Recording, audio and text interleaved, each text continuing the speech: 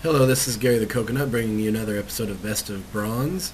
And this is a game versus Sin, the Terran player, and Praetor, the Zerg player. And it looks like Praetor went in as random, it looks like, that or he didn't know.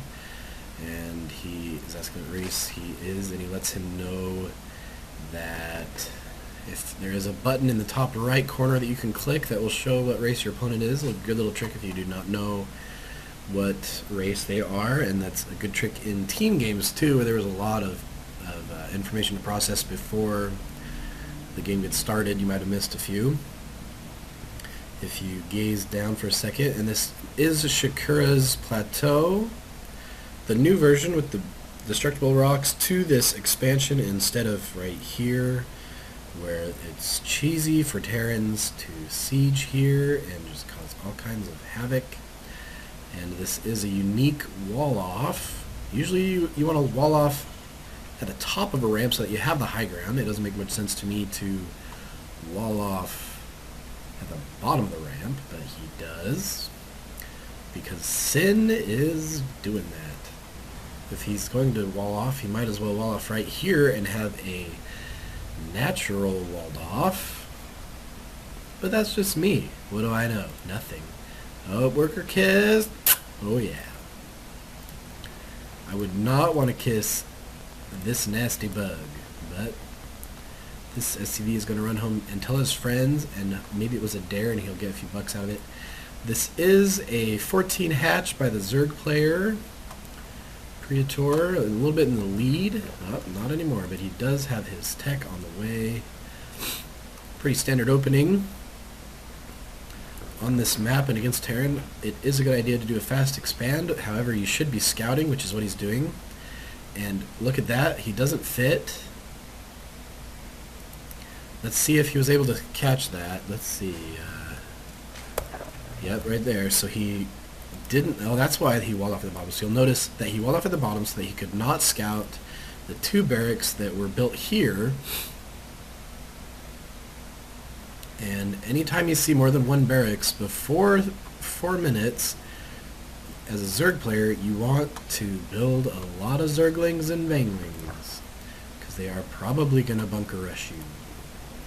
That's just how it is. And probably a better strategy would be to build these barracks a little closer so that you don't have to walk your units all the way over. And then you don't have to hide them so well. You could hide them here in the grass. This is where I usually hide stuff. Doesn't get scouted very often. So this is a pretty short game I wanted to show you. Ooh, he is supply blocked. Maybe an over... Yeah, he did send in a scouting overlord. So let's see what he saw. He did see all the barracks with that overlord, and so he knows exactly what is coming his way. A big scary line. This is an all-in rush. Very intimidating as a Zerg player. So I wanted to show you this replay as the importance of scouting. He saw that leave, and as soon as he saw that, he threw down a spine crawler. And I would like to see some units, because guess what? There is an army at your door. So he only has 7 Zerglings. So how is he going to pull this off? Bunker going down. If that completes, this will be GG from Praetor. The Queen is getting attacked, and it's held off beautifully, and only because that spine was built.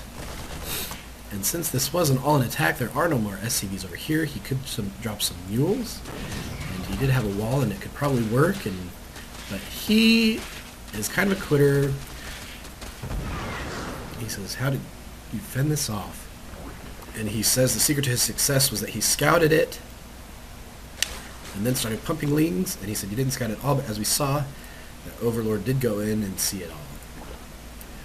But we saw that he did scout that out, and he is pretty raging about it. Pretty funny.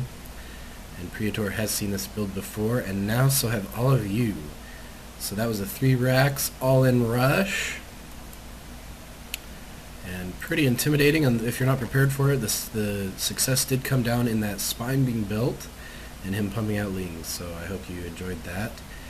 And this is Gary the Coconut, and send any of your replays to bestofbronze@gmail.com. and if I like them, I will cast them. And that's it.